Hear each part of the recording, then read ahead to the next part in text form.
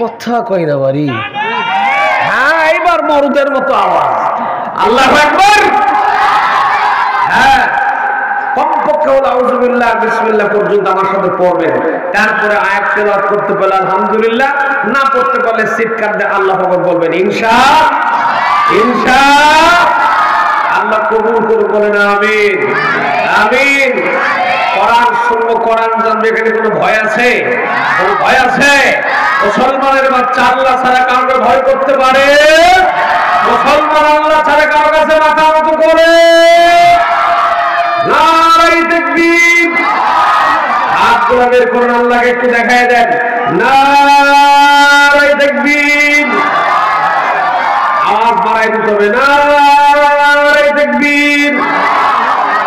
আল কোরআনের আলো, আল হাদিসের আলো।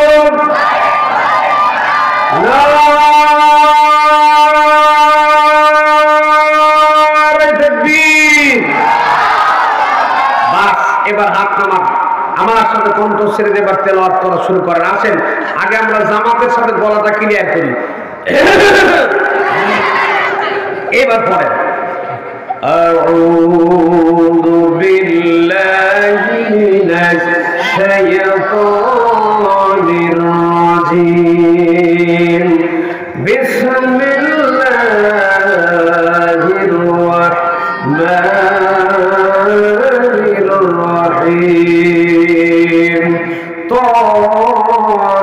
তাসিম মিম।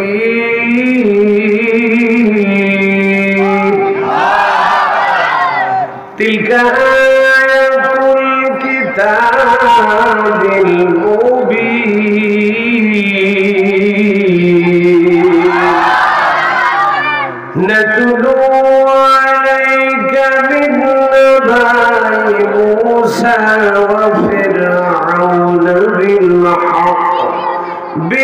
হক লিকওমিন ইউমিনুন।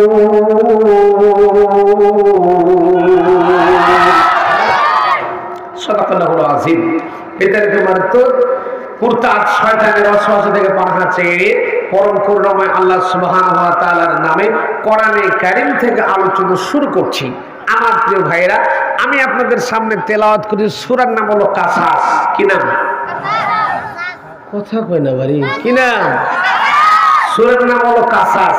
কাসাস শব্দের মানে হলো কাহিনী, ঘটনা, কিচ্ছা, গপ্প। সোজা বুঝাইতে পারছি আমি? এখন এই কাসাস সূরা আল্লাহ নাযিল করে দিলেন আমাদেরকে কিছু বিষয় জানাবার জন্য। যখন আল্লাহু আকবার। এখানে আপনারা চিন্তা করছেন, হুজুর মুসা আর ফেরাউনের কাহিনী তো আমরা সব মুখস্থ, আমাদের সব জানা। আল্লাহ পাক কেন দিলেন এই জিনিসটা তো বুঝলেন না। কেননা যুগে যুগে ফেরাউনের মতো মানুষ তৈরি হতে পারে, ফেরাউনের চরিত্র গঠন করতে পারে। এই চরিত্র যেন পৃথিবীতে আর কেউ গঠন না করে, এই জন্য আল্লাহ মুসা আর ফেরাউনের কাহিনী কোরআনের মধ্যে দিয়েছেন। যখন আল্লাহু আকবার। আজকে পৃথিবীর মুখে দেখলে দেখা যায় নতুন নতুন কিছু ফেরাউন তৈরি হয়ে গেছে, ঠিক কিনা? চিন্তা করছেন, হুজুর ফেরাউনের বাড়ি তো মিশরে, বাংলাদেশে কোত্থেকে ফেরাউন আসলো? ফেরাউন নাই, আবু জেহেল নাই, ফেরাউন চলে গেছে, আবু জেহেল চলে গেছে, কিন্তু এদের নাতিপুতি কিন্তু ঠিকই রয়ে গেছে, ঠিক কিনা? আসেন আমরা আস্তে আস্তে আলোচনার মধ্যে যাব। তাসিন আর মিম এর অর্থ আল্লাহ ছাড়া পৃথিবীর কেউ জানে কেউ জানে না। তিলকা আয়াতুল কিতাবিল মুবিন, কথাগুলো সুস্পষ্ট কিতাবের বর্ণনা। কোন কিতাবের? কোরআনুল কারীমের। তারপরে নাতলু আলাইকা মিন নাবাই মূসা, আল্লাহ বলছেন যে মূসা আর ফেরাউনের কাহিনী আমাদের নবীকে আল্লাহ বলছেন, হে রাসূল আমি আপনাকে মূসা আর ফেরাউনের কাহিনী বর্ণনা করছি, কেননা বিল হাক্কি লিকওমি ইউমিনুন, মুমিন সম্প্রদায়কে জানাবার জন্য করে। কাদেরকে? কাদেরকে? মুমিনদেরকে জানাবার জন্য আল্লাহ বলছেন যে আমি মুমিনদেরকে জানাবার জন্য মূসা আর ফেরাউনের কাহিনী কোরআনে কারীমের মধ্যে দিয়ে দিলাম, যাতে করে মানুষ জানে, এখান থেকে যেন মানুষ শিক্ষা গ্রহণ করতে পারে। যখন আল্লাহু আকবার। এবার আসেন আমার ভাইরা, একটু ইতিহাসের পাতার মধ্যে আমরা যাই। তাফসীর বুঝতে গেলে ইতিহাস লাগবে, তাফসীর লাগবে, হাদিস লাগবে, ফিকহ লাগবে, কিয়াস লাগবে, বিভিন্ন জ্ঞানের সংমিশ্রণে বলা হয় তাফসীর। আল্লাহু আকবার। এখন প্রথমে আগে বোঝার চেষ্টা করি আমার ভাইরা, ফেরাউনের আগে পরিচয়টা নেই। ফেরাউন ছিল একটা চেয়ারের নাম। ভালো করে চিন্তা করেন, ফেরাউন কিন্তু কোনো মানুষের নাম ছিল না। কথা কি বুঝতে পারছেন? ফেরাউন কোনো মানুষের নাম ছিল না। ফেরাউন ছিল একটা চেয়ারের নাম, একটা গদির নাম, একটা পজিশন। যেমন চেয়ারম্যান, মেম্বার, এমপি, মন্ত্রী, এগুলো মানুষের নাম। ভাই কথা কর না, একটা টাইটেল না? এটা একটা টাইটেল না? এক একজনের এক একটা পদবি। যে এই যে প্রিন্সিপাল সাহেব, এই যে ইমাম সাহেব, এই যে চেয়ারম্যান সাহেব, এই মেম্বার সাহেব, এগুলো মানুষের নাম। এক একজনের এক একটা পদবি।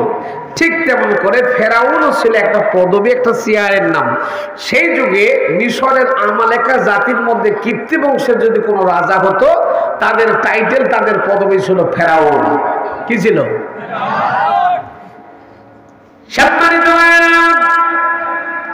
সেই যুগের পারস্যের রাজাদের বলা তো কেসরা, ইয়ামেনের রাজাদের বলা তো তুব্বা, আবিসিনিয়ার রাজাদের বলা তো নাজ্জাসী, তুরস্কের রাজাদের বলা তো খাতান, আর মিশরের আমালেকা জাতির কিপ্তি বংশের রাজা যারা তাদের বলা তো ফেরাউন।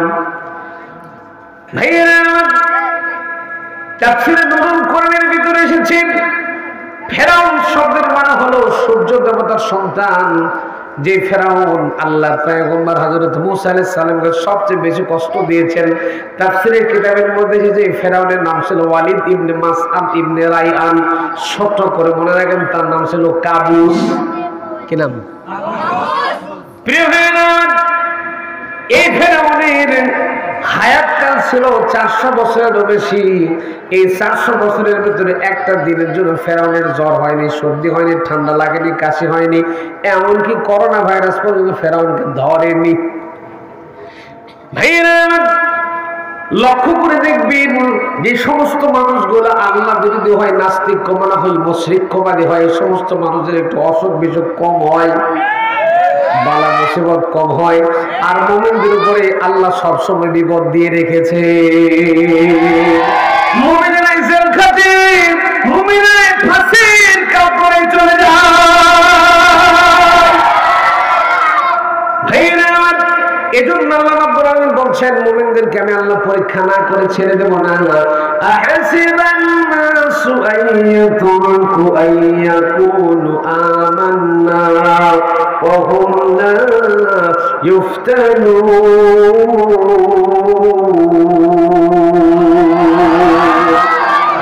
আল্লাহ পাক মুমিনদের একটু বেশি পরীক্ষা করেন। দেখবেন যে সমস্ত মানুষের একটু অসুখ বিসুখ কম হয়, একটু পরীক্ষা নিরীক্ষা কম হয়, এদের চরিত্রের সাথে ফেরাউনি চরিত্র ঢুকে গেছে। ফেরাউন যেমন করে 400 বছরের বেশি ক্ষমতা রাজত্ব পরিচালনা করেছিল, ফেরাউন মার্কা মানুষ যারা হয় এরাও ফেরাউনের মতোই প্ল্যান করে, চিন্তা ভাবনা করে। আমি কিন্তু একটু আকার ইঙ্গিতে কথা বলে একটু বুঝে লইয়েন, কথা বোঝা যায়? ভাইরা, কান লাগান। এই ফেরাউন 400 বছরের বেশি হায়াত লাভ করেছিল। ফেরাউন এমনভাবে জীবন পরিচালনা করেছিলেন, ফেরাউনের নাম ছিল কাবুস। ভাইরা আমার, ফেরাউনের প্রাথমিক জীবন পর্যালোচনা করে যেটা দেখলাম সেটা হলো ফেরাউন ছিল ছেঁচড়া সুর। কি কি ছিল? ছেঁচড়া সুর চিনেন আপনারা? একটু বুঝাই দিই, তারা বুঝবে। ভাইরা, এই দেশের মাটিতে সুর পাওয়া যায় দুই ধরনের। একটা হলো ছেঁচড়া চোর, যারা লাউ চুরি করে, কদু চুরি করে, কুমড়ো চুরি করে, মুরগির ডিম চুরি করে, এমনকি মসজিদের মধ্য থেকে বের হলে নতুন জুতা দেখলে সেটাও চুরি করে। এটা হলো ছেঁচড়া চোর। আর যারা আর এক ধরনের চোর দেশের মাটিতে পাওয়া যায়, সেটা নাম হলো শিক্ষিত চোর। এই শিক্ষিত চোরগুলোর ক্ষমতা এত বেশি, এরা সব সময় এসে ঘরের মধ্যে থাকে, মাথার মধ্যে কামড়া কামড়ি করে, আস্তে করে কলমের খোসা দিয়া দেশের মাটি থেকে কোটি কোটি টাকা যারা লুটপাট করে খায়, এরা হলো শিক্ষিত চোর। এই শিক্ষিত চোর বাংলাদেশে দু একটা আছে না নাই? চাঁপাইনবাবগঞ্জে নাই। এবার বাস্তবতার সাথে একটু মিলাম। বাস্তবতার সাথে একটু মিল করেন। ছেঁচড়া সুরের চাইতেও কিন্তু শিক্ষিত সুর মারাত্মক বড় খারাপ। সারা বাংলাদেশের সব জুতা সুরকে যদি এক জায়গায় একত্র করা হয়, আর একটা কলম সুরকে যদি এক পাশে দেওয়া হয়, আর সারা বাংলাদেশের সব জুতা সুরকে যদি এক জায়গায় দেওয়া হয়, জুতা সুর সারা বাংলাদেশের সবগুলা মিলে যা ওজন হবে, ওই এক কলম সুরের ওজন তার চাইতে ডবল হবে। কথা বোঝা যায় ভাইয়েরা আমার? এই কলম সুরেরা এমন ভাবে চুরি করে, এরা রাস্তার ইট মেরে খায়, রড খায়, খোয়া খায়, সিমেন্ট খায়, বালি খায়, খায় না খায় না খায় না? আল্লাহ এদের এত হজম শক্তি দিছে, এত কিছু খাওয়ার পরে তারা হজম করে দেয়। মনে করেন ঢাকা থেকে একটা ব্রিজের জন্য পাস হয়ে গেল, বাংলাদেশ সরকার একটা অনুমোদন দিল, 40 লক্ষ টাকা ব্রিজের জন্য অনুমোদন দিল, ব্রিজের জন্য 40 লক্ষ টাকা অনুমোদন দিল। যমুনা সেতু পার হতে না হতে 20 লক্ষ টাকা, গায়ে 20 লক্ষ আছে, কোন মতে চাপায় নবাবগঞ্জ পার হয়েছে, 10 লক্ষ টাকা নাই, মাত্র 40 লাখ টাকায় ব্রিজ, 10 লাখ টাকা যেমন রডের বদলে বাঁশ দিয়ে ব্রিজ তৈরি হয়, কয়েকদিন পরে ব্রিজ ভেঙে কিন্তু মানুষ মরে যায়। আছে না নাই? এই টাকাগুলা চুরি করে খায় শিক্ষিত চোরেরা। কারা খায়? কারা খায়? ভাইরা, এই শিক্ষিত চোরগুলো যদি দেশে না থাকতো, শিক্ষিত চোরগুলো যদি দেশে না থাকতো, আমাদের এই দেশটা কিন্তু সোনার দেশে পরিণত হয়ে যেত। বাংলাদেশে এমনও এমপি মন্ত্রী ঘটনা ঘটেছে, যারা এমন ঘটনা ঘটেছে, যারা নিজের বাড়ির খাবার মিনিস্ট্রিতে নিয়ে গিয়েছেন, খেয়েছেন, দুদকের জাল দিয়া শূন্য শূন্য শূন্য ক্ষুদ্র ক্ষুদ্র কোনা কোনা করে দেখেও তাদের একটা টাকার দুর্নীতিও পাওয়া যায় নাই।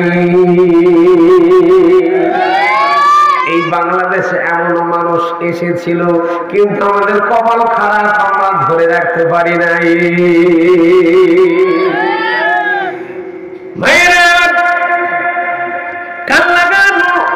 এই শিক্ষিত চোরগুলো যারা মানুষের হক মেরে খাবে, আল্লাহর কাছে কিন্তু তারা মারাত্মকভাবে ধরা পড়ে যাবে। আল্লাহর কাছে কিন্তু যারা মানুষের হক মেরে খায়, আল্লাহর কাছে মাপ পাওয়ার কোনো চান্স, কোনো চান্স। এই যে যারা রাস্তার ইট মেরে খাইতেছে, ব্রিজের রড খাইতেছে, যারা খেয়ে খেয়ে পেটটা বড় বানিয়ে দিয়েছে, তাদেরকে আল্লাহর কাছে যাওয়া লাগবে না? জোরে বলেন লাগবে না? মনে করেন এইরকম করে যদি চলতে থাকে, আল্লাহর কাছে একদিন যাওয়া লাগবে। 1 টাকাও যদি কারো হক মেরে দেন, আল্লাহর কাছে কিয়ামতের দিন নাজাত পাওয়া যাবে। ভাইরা আমার, ফেরাউন ছিল কি চোর? কথা বললেন ভাইরা, ফেরাউন ছিল ছেঁচড়া চোর। ফেরাউনের একটা বন্ধু ছিল, নাম ছিল হামান। হামানের মাথার মধ্যে কোনো চুল ছিল না। আসলে দেখবেন বুদ্ধির জ্বালায় যাদের মাথার চুলে হয় যে আউট, আসলে কিন্তু বড় ধরনের টাউট। আছে না নাই? ফেরাউনের একটা বন্ধু ছিল, নাম ছিল হামান। ফেরাউন আমার ভাইরা, ফেরাউন ছিল ছেঁচড়া চোর। ফেরাউন প্রতিনিয়ত প্রতিদিন 3টা 4টা 5টা করে অপরাধ তৈরি করতো, মানুষের ফসল নষ্ট করে দিত, ফলমূল চুরি চামারি করে করে খেয়ে দিত। এরকম করে ফেরাউনের দিনকাল চলতে লাগলো। ফেরাউন চুরি করতো, মানুষের লাউ চুরি করতো, কদু চুরি করতো, কুমড়ো চুরি করতো, ফলমূল নষ্ট করে দিত। 3টা 4টা 5টা করে প্রতিদিন ফেরাউন অপরাধ করতো, খারাপ কাজগুলো করতে থাকতো। এক পর্যায়ে ফেরাউনের মা বাপ ফেরাউনের কোলে ত্যায্য পুত্র। কি পুত্র?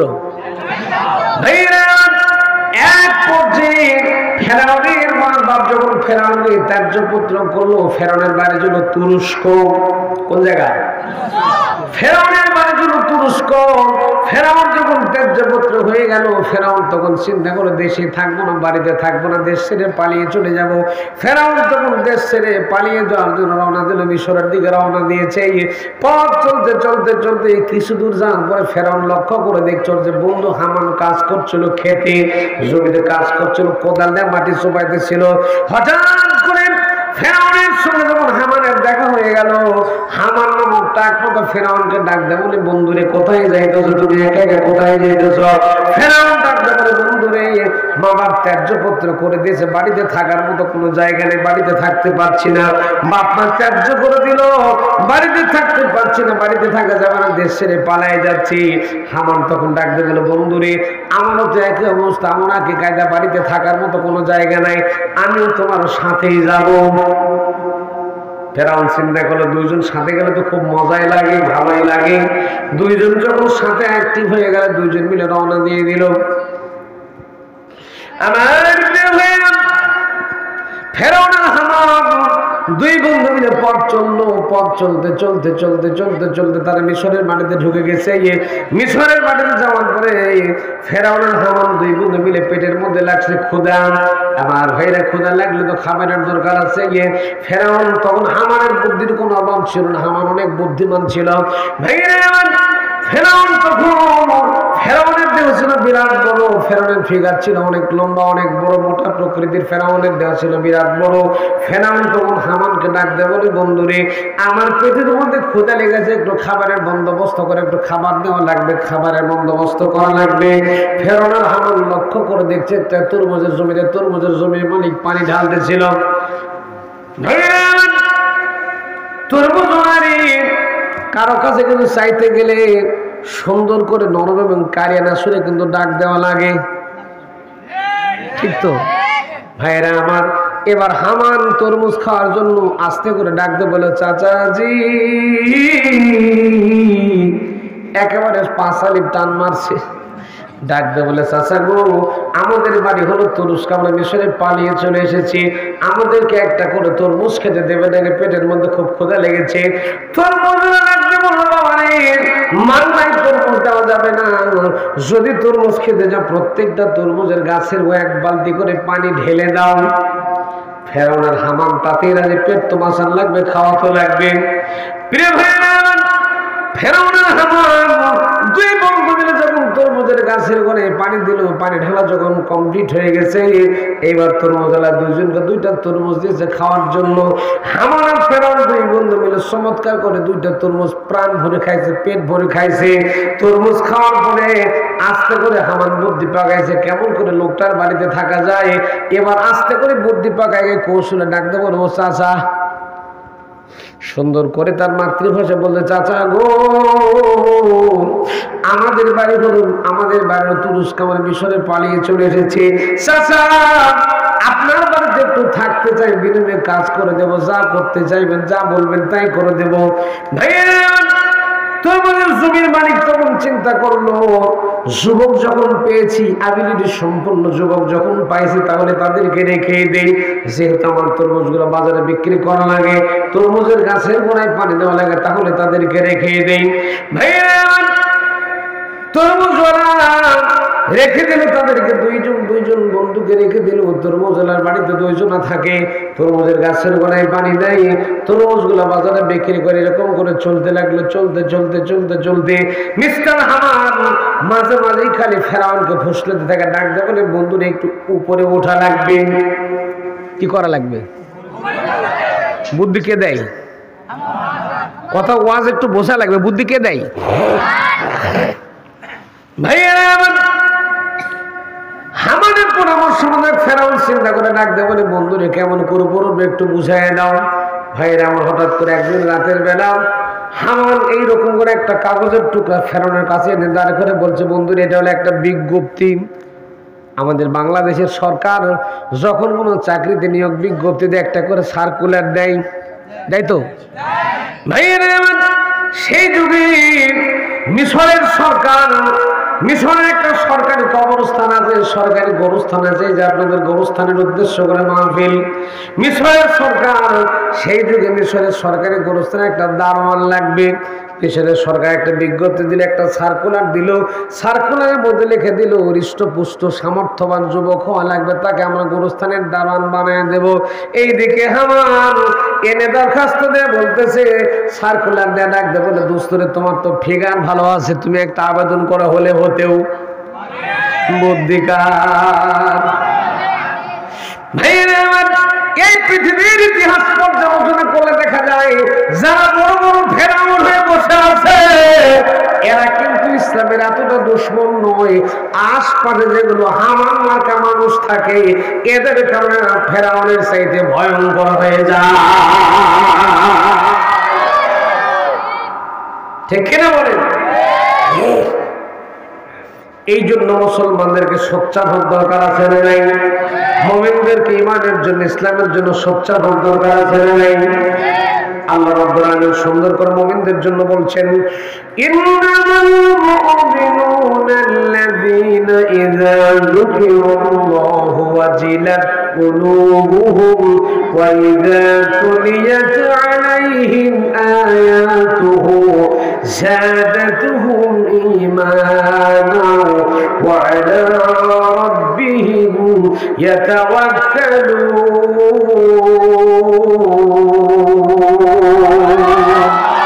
আরেকটু জোরে করুন আল্লাহু আকবার। ভাইরা আমার, মুমিনেরা মাথা নত করে কার কাছে? জোরে বলেন, কার কাছে? এই জন্য আমার বক্তৃতার মাঝে একটা সঙ্গীত না বলে পাচ্ছি না। তুমি মেসওয়াক করা ফজিলত তো জানো, খাবার শেষে মিষ্টি মুখের হাদিসটাও মানো। তুমি মেসওয়াক করা ফজিলত তো জানো, খাবার শেষে মিষ্টি মুখের হাদিসটাও মানো। শুধু হক কথাটা উচ্চ স্বরে বলতে পারো না, অন্যায় দেখে বারুদ হয়ে জ্বলতে পারো না। কেমন মুসলমান তুমি একটু ভাবো না, কেমন তোমার ঈমান একটু বলো না। তুমি মেসওয়াক করা ফজিলত তো জানো,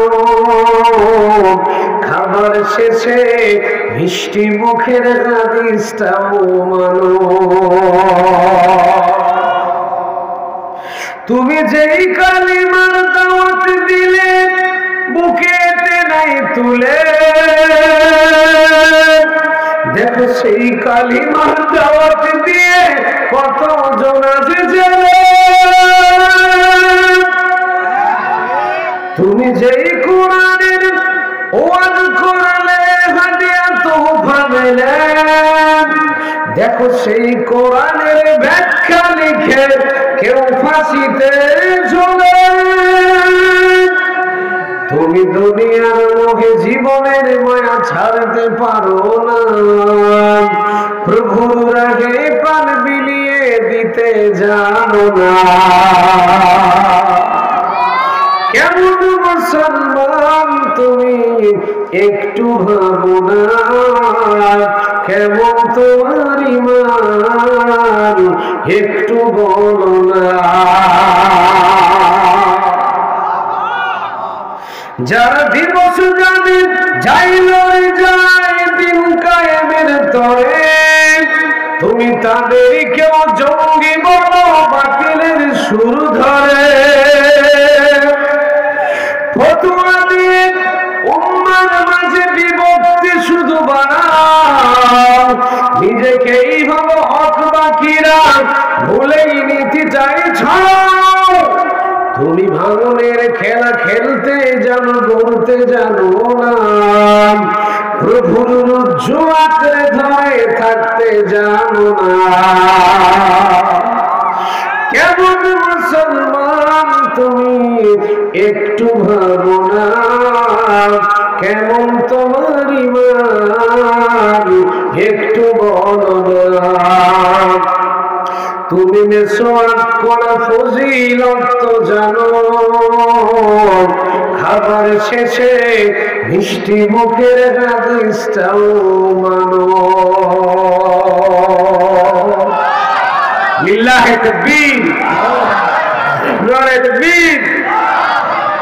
আমার ভাইরা, আমাদের মুসলমানদেরকে জাগ্রত হতে হবে, যেটা কোন ঠিক কিনা? ঠিক কিনা?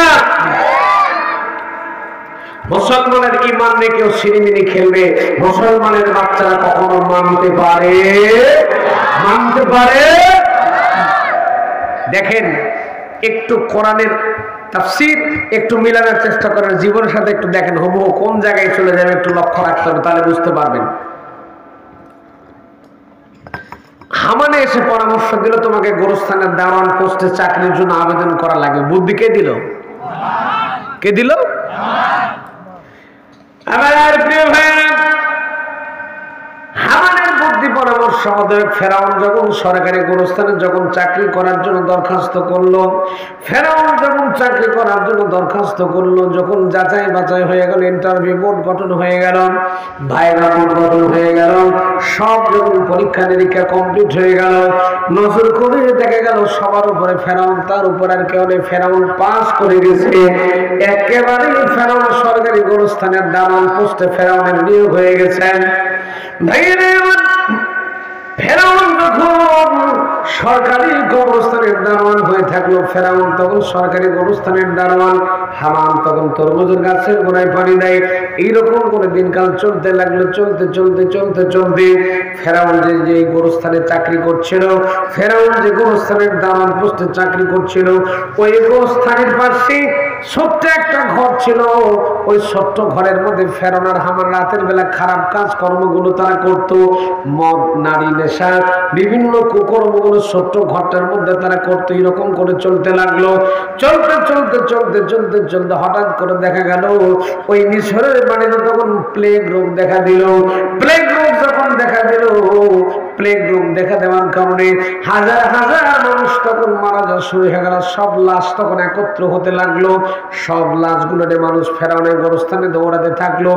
এট এ টাইম হামান নামক টাক মতো ফেরাউনকে বুদ্ধি পরামর্শ দিল, বন্ধুরে, যে লোক আগে মাটি দেবে, যে লোক আগে লাশটা দাফন কাফন করতে চাইবে, তার কাছ থেকে মোট অঙ্কে কিছু টাকা নেবা ঘুষ। কি বুদ্ধি কার? ভাইরা আমার, হামানের বুদ্ধি পরামর্শ মতো ফেরাউন তখন চিন্তা করলো, যেহেতু বললে যদি পাওয়া যায়, আজকাল দেখবেন কিছু কিছু ঘুষখোর আছে, ঘুষও খায়, নামাজও পড়ে, নামাজ পড়তে পড়তে কপাল ঘুষে ফেলাইছে, তারপরে ঘুষ খাওয়া সারে। আছে না নাই? চাপাই না বাবগঞ্জে নাই? হায় হায় হায় হায় ভাই, একটু লক্ষ্য করুন। মানে রোজার মাস, আমি মাদ্রাসায় চাকরি করি, মাদ্রাসায় মাঝে মাঝে ঢাকা বোর্ডে যাওয়া লাগে আমাকে। তো রমজান মাস, একটা বাস্তব কথা আপনাদেরকে বোঝানোর জন্য বলছি, রমজান মাস আমি গেছি বোর্ডে একটা কাজ করার জন্য, মাদ্রাসার একটা কমিটিগত কাজ নিয়ে বোর্ডে গেছি কমিটির কাজ করার জন্য। তো এখন জোহরের আজান হয়ে গেছে, নামাজ হবে, এই টাইম আমি গেছি অফিসারের টেবিলে। অফিসার সাহেব আমাকে বলতেছেন, হুজুর তাড়াতাড়ি দেন, আজান একামত চলতেছে। কথা বোঝেননি? আমারে বলতে যে আপনার কাজটা যদি করেন তাড়াতাড়ি দেন, রমজান মাস, আজান হয়ে যাচ্ছে, নামাজ চলে যাচ্ছে। আচ্ছা বলেন, আমার উপরে জুলুম করে অন্যায় ভাবে টাকা নিয়ে সে মসজিদে নামাজ পড়তে যাচ্ছে, ওর নামাজ আল্লাহর নেওয়ার দরকার আছে? কথা কর না কেন? এক টাকাও যদি আমি আপনার হক মেরে দেই, আল্লাহর কাছে মাফ পাবো? একটা উদাহরণ দেই, হাদিস শরীফ থেকে উদাহরণ দেই, লক্ষ্য করেন।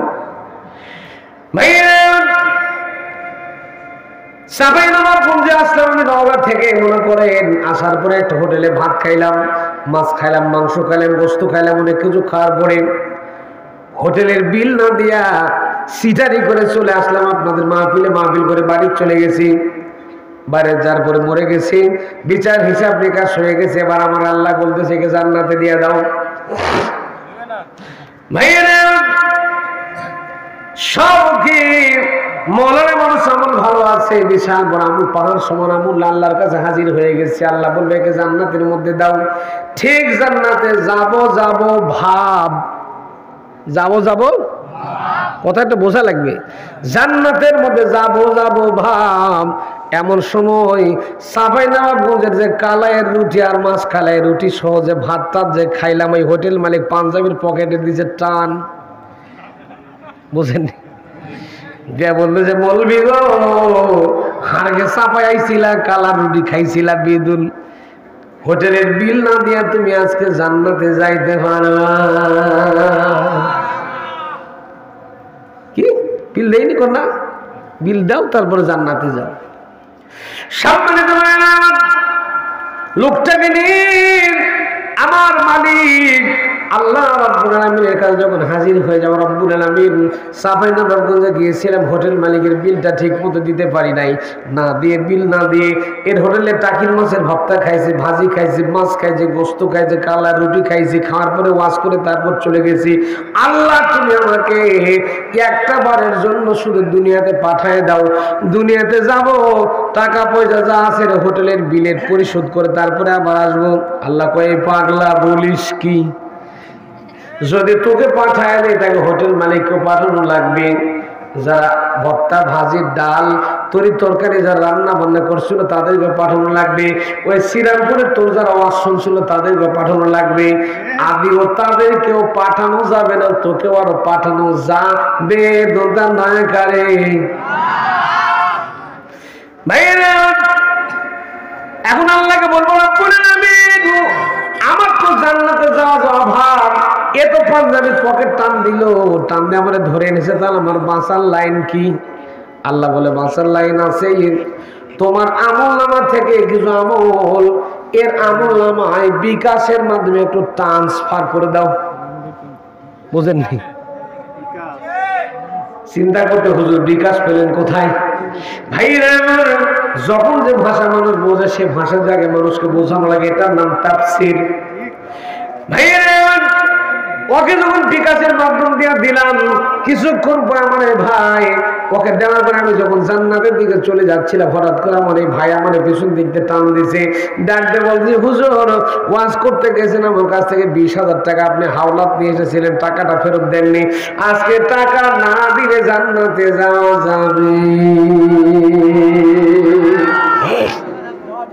ভাইটাকে আমি নগদ রকেট শিওর কাজ যা ছিল আস্তে আস্তে দেওয়া শুরু করলাম, দিতে দিতে দিতে দিতে দিতে আমার আমল নামে একবারে শূন্য হয়ে গেছে। এখনো পাওনাদার ফুরায় নাই, এখনো পাওনাদার ফুরায় নাই। দুনিয়াতে যত রড খাইছি, সিমেন্ট খাইছি, রাস্তার ইট খাইছি, বালু খাইছি, ঘুষ খাইছি, মানুষের হক মেরে খাইছি, জমির আইন ঠেলে খাইছি, যত কিছু খাইছি সব পাওনাদার কিয়ামতের মাঠে আস্তে আস্তে করে হাজির হয়ে যাবে। দিতে দিতে দিতে দিতে দিতে আমার আমল নামে শূন্য হয়ে গেছে, আর কিচ্ছু নাই। এবার আমার আল্লাহর কাছে ফেরেশতা ডাক দেব, রব্বুল আলামিন তোমার বান্দার এই ঘটনাকে কি করব? আল্লাহ বলবে সেই লোকটা মানুষের হক মেরে খেয়ে দুনিয়ার থেকে চলে এসে তোর চেহারা আমি দেখতে চাই না, লাথি মেরে ওকে জাহান্নামের মধ্যে ঢুকায় দে। ভাইরা আমার, তাহলে মানুষের 1 টাকা মেরে খেলেও কি বাঁচার কোনো চান্স আছে? যদি বলেন আছে।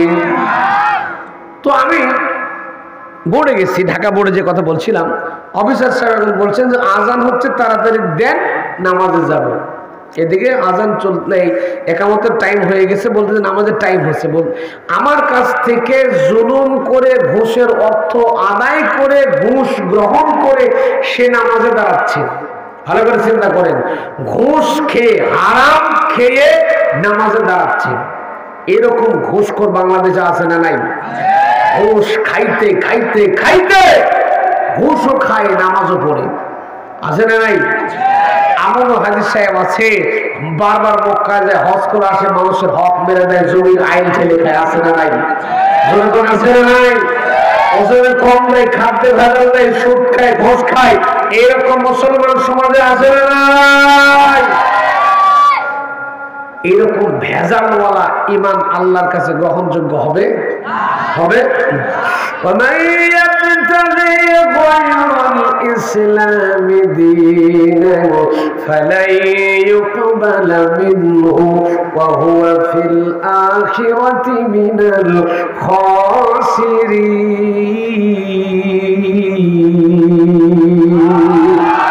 আরেকটু জোরে বলুন আল্লাহু আকবার যে কথা বলছিলাম ফেরাউনকে যখন ঘুষের সিস্টেম বাতলাইয়ে দিল ফেরাউনকে হামান এই জন্য আমি আগে বলেছি পৃথিবীর বুকে যত বড় বড় ফেরাউন তৈরি হয়ে গেছে এই ফেরাউন গুলা কিন্তু এতটা খারাপ না এই ফেরাউন গুলার আশপাশে যেগুলো হামান মার্কা মানুষ থাকে এই ফেরাউন গুলাকে ভয়ঙ্কর মানুষে পরিণত করে দেয়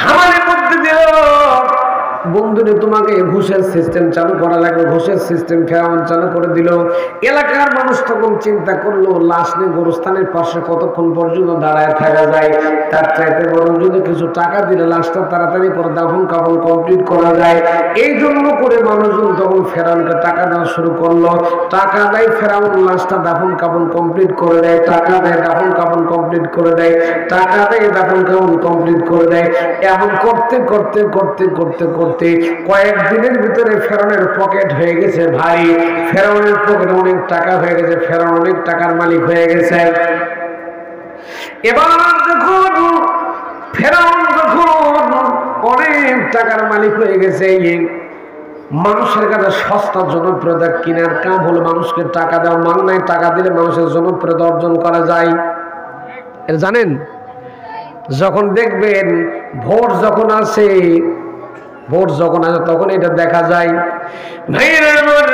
সস্তার জনপ্রিয়তা কেমন করে অর্জন করা যায় হামান টাকমতা ফেরানকে ডাকতে বলতেছে বন্ধু রে তোমাকে যেহেতু তুমি অনেক টাকার মালিক হয়ে গেছো তোমাকে আবার জনপ্রিয়তা অর্জন করা লাগবে এই মিশরের মানুষের জনপ্রিয়তা তোমাকে অর্জন করা লাগবে ফেরাউন ডাকতে বলে বন্ধু রে মিশরের মানুষের জনপ্রিয়তা অর্জন করবো কেমন করে তো মাথায় ধরে না হামান ডাকতে বলে বন্ধু রে মানুষকে মান্নায় টাকা দেওয়া লাগবে তাহলে মিশরের জনপ্রিয়তা তোমার অর্জন হয়ে যাবে ভাইরা আমার এরা দুইজন মিলে গোরস্থানে এরকম কাজ করতে থাকে দিনের বেলা টাকা ইনকাম করে আর রাতের বেলা মানুষের বাড়ি বাড়ি যায় দিনের বেলা টাকা ইনকাম করে রাতের বেলা মানুষের বাড়ি বাড়ি টাকাগুলো পৌঁছে দিতে থাকে মানুষকে মান্নাই টাকা পৌঁছে দেয় মানুষকে বলে তোমরা টাকা নাও আমাকে একটু ভালোবাসো কথা বোঝেননি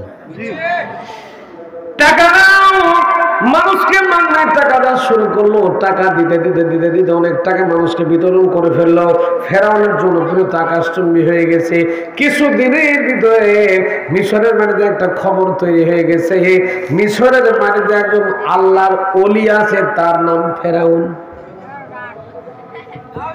তার নাম কি যে লোক মাংনায় টাকা দেয় যে লোক এমনিতে টাকা দেয় মাংনায় টাকা দেয় তার সাথে ভালো মানুষ কি আর থাকতে পারে আমার প্রিয় ভাইরা এরকম করে ফেরাউন যখন টাকা দিল ফেরাউনের ছিল লাকি কপাল কি কপাল ফেরাউনের ছিল লাকি কপাল ফেরাউন যখন মিশরের মানুষের জনপ্রিয়তা অর্জন করে ফেললো জনপ্রিয়তা অর্জন করার পরে ভাইরা আমার মিশরের প্রধানমন্ত্রী যিনি ছিলেন নাম ছিল জাহিজ প্রধানমন্ত্রী অত্যন্ত অসুস্থ মানুষ ছিলেন দুর্বল মানুষ ছিলেন আমার ভাইরা ফেরাউন যখন এইরকম করে দেশের জনপ্রিয়তা অর্জন করলো হঠাৎ করে দেখা গেল মিশরের স্বরাষ্ট্রমন্ত্রী যিনি ছিলেন তিনি গেলেন মারা স্বরাষ্ট্রমন্ত্রী চেয়ারটা খালি হয়ে গেছে এবার টাক মাথা হামান ফেরাউনকে ডাকতে বলে বন্ধুরে তোমাকে মিশরের স্বরাষ্ট্রমন্ত্রী হওয়া লাগবে বুদ্ধিকার আস্তে আস্তে দেখেন কোন জায়গায় ছিল কোন জায়গায় যাচ্ছে একটু লক্ষ্য করেন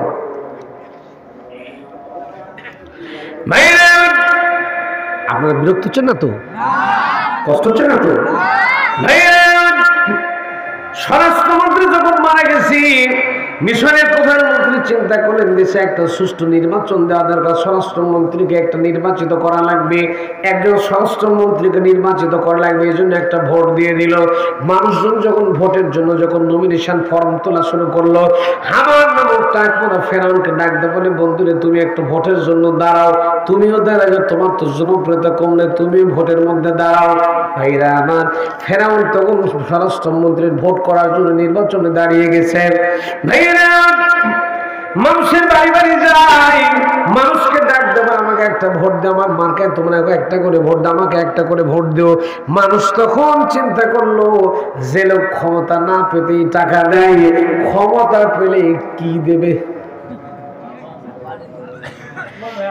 এলাকার মানুষ তখন চিন্তা করলো, যে লোক ক্ষমতা না পেতেই টাকা দেয়, ক্ষমতা পেলে বুঝি আরো দেবে, দাও ভোট, দাও ভোট, দাও ভোট। এমন করতে করতে করতে করতে ফেরাউনকে তারা ভোট দিয়ে অনেক উপরে তুলে দিয়েছে। আমার ভাইরা, যেদিন মিশরের মাটিতে স্বরাষ্ট্রমন্ত্রীর ভোট যেদিন গণনা করা কমপ্লিট হয়ে গেছে, লক্ষ্য করে দেখা গেল সবার উপরে ফেরাউন, তার উপর আর কেউ নেই, ফেরাউন একেবারে স্বরাষ্ট্রমন্ত্রী হয়ে গেছে।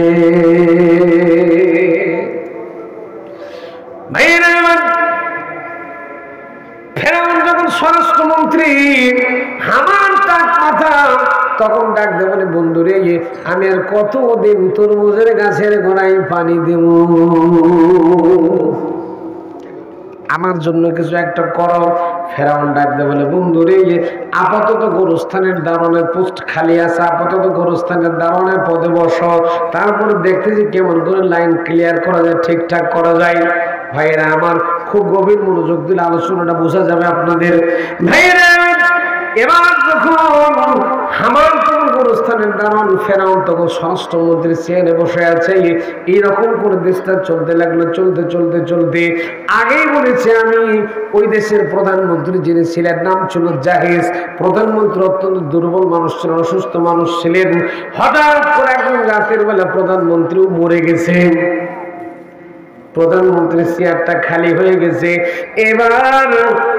এবার সকালবেলা হামান নামক টাকপোড়া সকালবেলা ফেরাউনের বাড়িতে আসার পরে ডাকতে বলছে, দোস্ত রে, এইবার তোমাকে এই মিশরের মাটিতে এই মিশরের মানুষের জন্য তোমাকে সবচেয়ে বড় আসন যেটা, সেটা মিশরের প্রধানমন্ত্রী তোমাকে হওয়া লাগবে।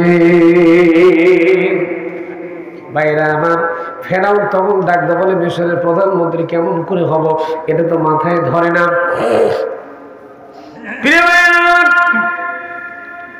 হামান কয়, বন্ধুরে চিন্তা করা লাগবে।